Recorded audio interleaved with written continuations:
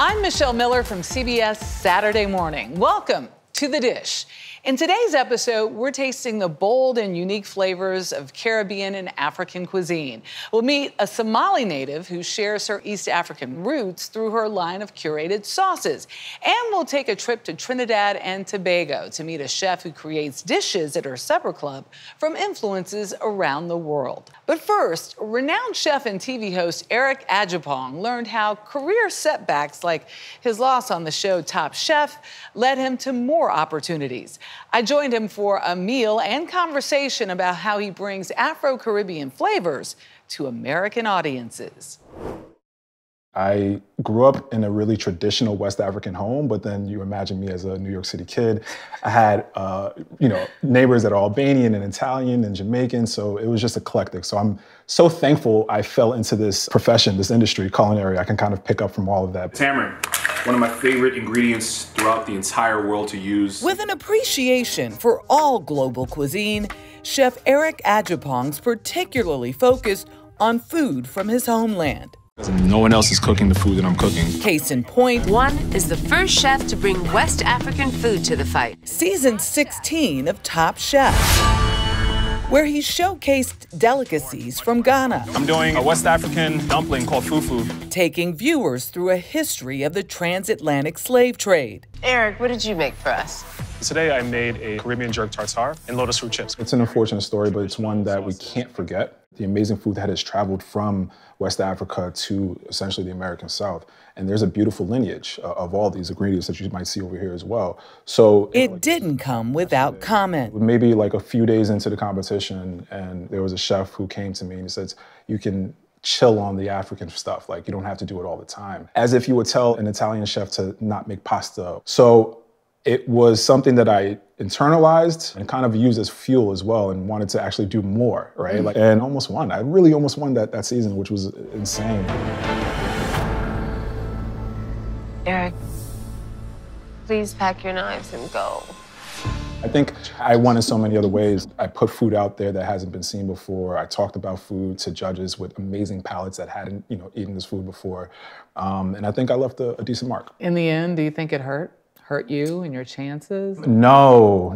I'm sitting in front of Michelle right now, and I'm having to like this. I've done so many cool things. And sitting in front of a meal that, while personal, includes a bit of business. I'm an ambassador for Bowery Farming, and we're using a lot of their products right now. Indoor farms that bring fresh foods to urban communities. This is the baby kale Caesar salad that we have right here. So it's baby kale. We have a little bit of dandelion, some panko breadcrumbs, a little bit of shaved Parmesan, and then we have this beautiful green goddess Caesar dressing right here. Might I just dig in? Might as well, yeah. You just keep on, you keep going. It. Besides his non-traditional Caesar, there's his roasted carrots. The root vegetables. The root vegetables, exactly, yes. right? Baked roasted cod with peanut sauce. I love using these indigenous ingredients in a really creative way. And his chickpea stew. This is really just an homage to a lot of the Caribbean flavors that I love. And you really do love Caribbean food. Love the flavor. I mean, the Scotch. It's all like a huge line, right? I think about the ingredients that are used in West Africa, ingredients that are used in like the Caribbean islands, and ingredients that are used in like the American South. He showed me how he uses ingredients from across the diaspora. So now that we have everything really nice and kind of cooked down, to make his famous stew. It's time to add in some of our tomato paste. We're gonna build some flavor now. Add about a couple of teaspoons. I like it. All right, perfect. This is great. All right. We're gonna add some curry powder in that now. Ooh, I'm liking this dish. Okay. Now we can go ahead and kind of deglaze it with some chicken stock. Right there. Look at that. Right. You can hold that, perfect. Thank you so much. And we chop some of those scallions. What I love about the scallion, obviously you can have that fresh or you can have it cooked. We're doing it both here. And then we got some pretty. Aap offered a lot of cooking classes online during the pandemic. Today we took Chef Eric's class making the jollof risotto. We've taken a lot of cooking classes, but this was hands down the best ever. Here is our final product. We had the best time. Take the class. Yeah! which allowed more time with his daughter, Lennox, Look at the flick of the wrist. to refine her staple of favorites. Pancake souffles and... I actually did that yesterday. Not quite literally. I made a pancake. Oh my God, it's so funny that you said that. What was hard to chew on, losing a concept based on his favorite Caribbean street food called doubles. I did like a whole menu. I had a space open in Washington, D.C. We had the grand opening, we had the date, and then the pandemic happened. So it was a gift and a curse, so to speak. Why a gift and a curse? A curse because at the time, I couldn't see the forest through the trees. The blessing of it all is all the things that I did afterwards. If I wasn't able to make the food for the folks in Washington, D.C., why not teach people all over the world how to make the food anyway? And that opened the doors for so many other things. His 3 degrees in culinary arts and nutrition didn't hurt either. A triple threat he credits with his TV success as contestant, The winner of today's challenge is Eric. judge, 40 minutes left, guys, 40 minutes. and now host. So without further ado, the Iron Chef herself. A new gig that teams him with chef Alex Guarnaschelli I'm putting all my years of reputation on the line, and I wouldn't have it any other way. in Alex versus America. You're like Pat Sajak. I'm doing it all now. It's insane. And I think, again, the pandemic was really that, like, I think I lived like life before like BC and AD. Like this is like pandemic was really like a turning point, and so many crazy things that I did not even think of started happening. And again, just the power of saying yes and being at the right place at the right time. What is the next thing you want to do? I want brick and mortar. I want to own restaurants. I want to build or continue to grow my brand. I have some really, really exciting projects that are really going to help out with that. I'm looking to expand the idea of what African food can look like on a fine dining scale, on a quick service scale. I want to do this internationally. I want to do it in the Caribbean islands. So I have lofty plans to keep, stretching my wings. Yeah. I already know. Yeah. Up next, a little spice and everything nice. This is The Dish. Born in Somalia at the start of the country's civil war, Haah Hassan became disconnected from her culture as she grew up in the U.S. But as an adult, her mother helped her see the need for African cuisine in the food industry. Dana Jacobson learns how she returned to her roots and enjoys the flavors of East Africa. Papaya with vanilla sauce. This is mukimo, which is corn, potatoes, and green peas. Sauteed cabbage, also from Kenya. Sugo from Somalia. This table, full of African dishes, is food entrepreneur Haah Hassan. My dream was to always be at the table and then slowly but surely take over the table. And I mean, I'm looking at this table right now, I'm like, what is happening? You've taken over the table. It's the whole table. The recipes for these dishes are all in Hassan's new cookbook, In Bibi's Kitchen. Bibi means grandmother in Swahili, and it is Bibis from 8 African countries who provided the recipes found on Hassan's pages. Oh my God. Why did you want to do this book? I wanted to do this book because I hadn't seen people like myself reflected in books in this way. And in its exploration and recipes through conversation with these women, I really felt like they were missing from the narrative, and in turn, I was missing from the narrative. Hassan was born in Somalia. At the start of the Civil War in 1991, she fled with her mother and siblings to a refugee camp in Kenya. Hassan was just 4 years old. My brother and I went from being children to like young adults. How do you do that at 4? I mean, you just do what your mom says, and so everybody started pulling their weight. Her mother had hoped to move the family to the U.S., but it was Hassan alone who got the chance to go to Seattle at age 7. You had to be terrified. No, I was playing my role in the family. I thought, here's an adventure. I'll get a feel for the land and then they'll come, which I didn't think it would take more than a year for them to get documents to come. And as it turned out, Black Hawk happened. Sponsorship for Somalis stopped. My mother remarried and moved to Norway, where they still live. and you were still in Seattle. I was still in Seattle. By middle school, Hassan says she was assimilating to the States. I joined the basketball team. I joined 4-H. I became really what I call an American teenager. Eating Taco Bell, was that right? I was eating Taco Bell. I didn't know how to even do this. You know, I had left all this behind. Did you miss home? You know, I didn't give myself an opportunity to do a lot of missing, because if I did, I would have cracked. But what I later found out was that I had missed the smell of home. Unts or the hawaj that's in here. That's what I'd really miss. After high school, Hassan began earning a living as a model, which exceeded expectations financially, but personally left her wanting more. I knew it wasn't a space where I was welcomed. You know, it was like, oh, we already have enough of you, or she's not black enough, she's not white enough. I started to really drown in narratives that were placed on me. I was everything but Haah Hassan, and I just kept thinking about how do I get back to the center of who I really am, and that's when I went on a quest to reunite with my family. After 15 years, in 2008, Hassan finally visited her mom and siblings in Norway. It was incredible in every sense of the word. I had found a belonging. I had found things I'd longed for. You know, in my culture, we say paradise is at the feet of your mom. And so to just be at home with her and be in the kitchen with her, to be on the floor, to wake up in the mornings together. And the smell. You got that and smell the back. Smell. I got the unts and the hawaj and all of that. So once you had sort of a taste of that, some people would think, why not stay there with them? But you came back. Why? Because I am incredibly independent. But Hassan's mom did get her independent daughter to think about what was next. How did you land on food?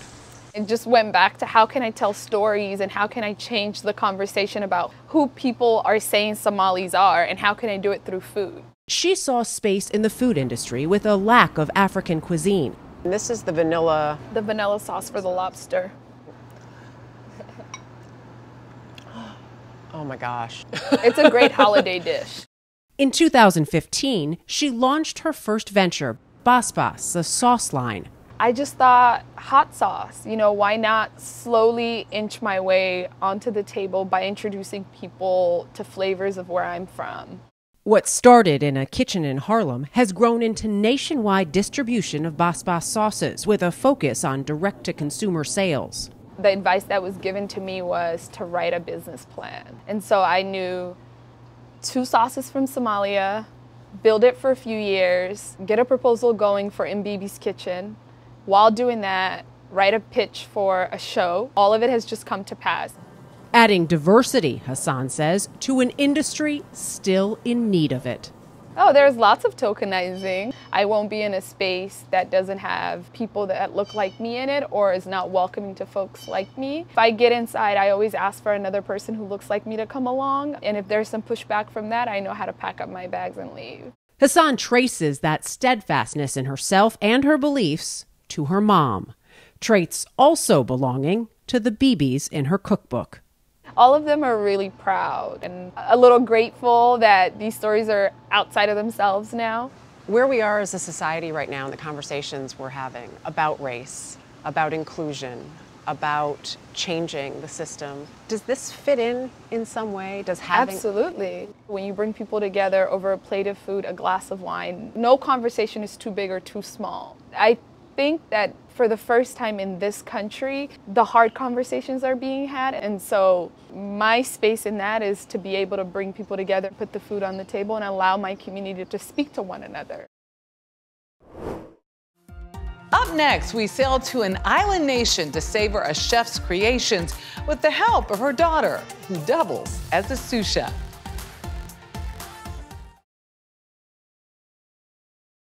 Deborah Sardina trained in New York City before becoming the first female executive chef at any Hilton hotel in the Americas. And while the pandemic forced her restaurant to close, she persevered, opening her own supper club. I got to visit and experience the flavors of the Caribbean on the island of Trinidad and Tobago. A little bit of extra virgin olive oil and the curry vinaigrette. So bon appetit, people. When diners pull up their seats to Food Lingo by Chef Debbie, this is so soft it just goes down, melts in your mouth. It's an intimate experience. It's so delicious, I'm dribbling. Catered to their specific tastes. And every single time the food was awesome. I wanted a space that people could feel very comfortable. It's all the work of Chef Deborah Sardina. Any way that we can get our Trinbago food on the map, that's what we're about. She highlights the diverse food of the region with her very own supper club. I've decided to have, outside of catering, an intimate dining experience where we have our chef's table. We do that Caribbean, but with a little bit of a modern twist. For our meal, a very little taste of what Trinidad and Tobago has to offer. This is a little taste. No, this really is a little. Okay. An introduction that came with a bit of an education. So, souse is a very traditional breakfast or liming food. Liming. Liming. Describe liming for us. Liming is, you know, when you are with a group of your favorite friends, you're just in that space, in that moment. Great beverage, great food, and you're just enjoying whatever is happening around you. So a little bit more than just hanging, a little bit less than partying. Could be, it depends, because sometimes that lime can get, it could build. It could start off very, very, very cool, and it could build.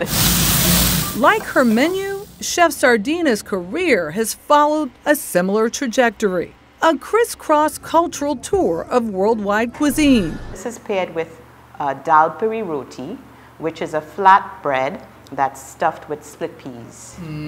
And we have some curried shrimp with that. It's hard to talk food in Trinidad without the backstory of the dishes themselves. And what is this? This is blood pudding or blood sausage. Okay. This is another breakfast item. It's with a little bit of our French influence, or the boudin, as they would call it. And then a little bit of Asian. So we have our char siu ribs, and we call it Singapore noodles, which has a light curry in it. And then we have a tabbouleh salad with a little bit of garlic lemon chicken skewers. Okay. So I'll have a little taste of this. Go right ahead.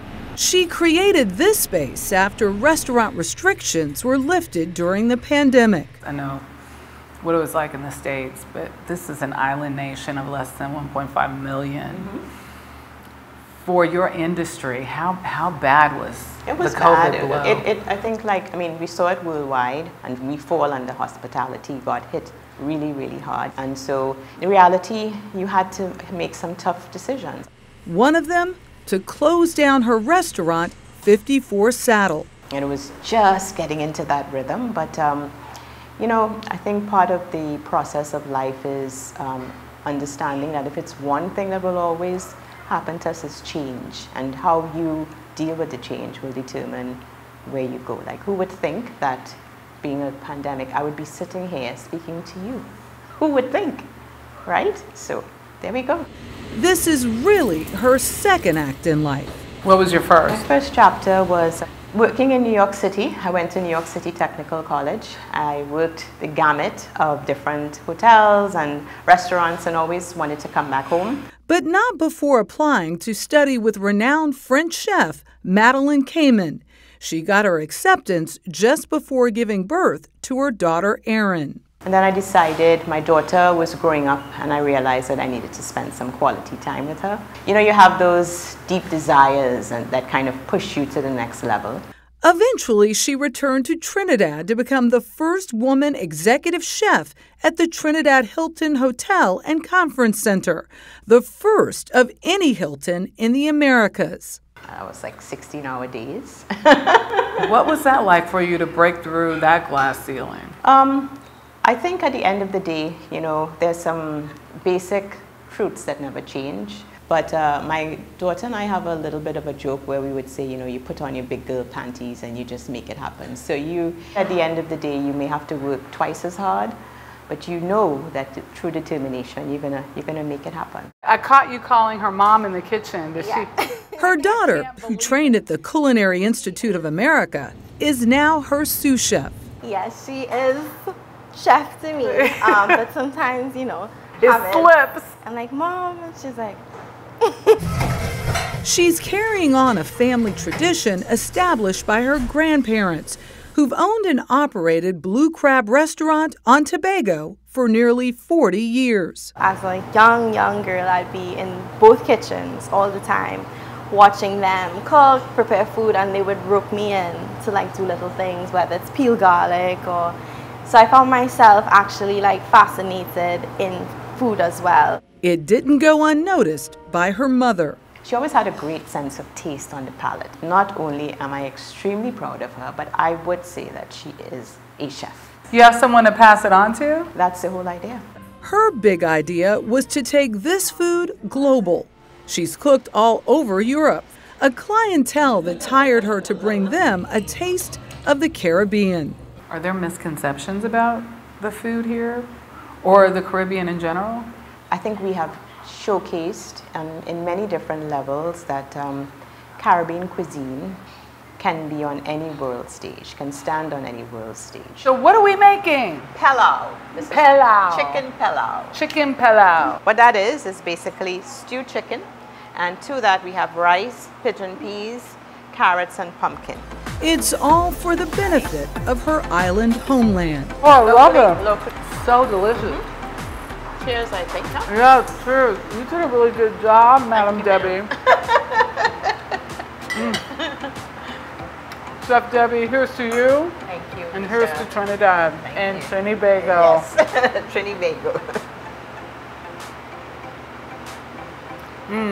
Oh, that's perfect going down.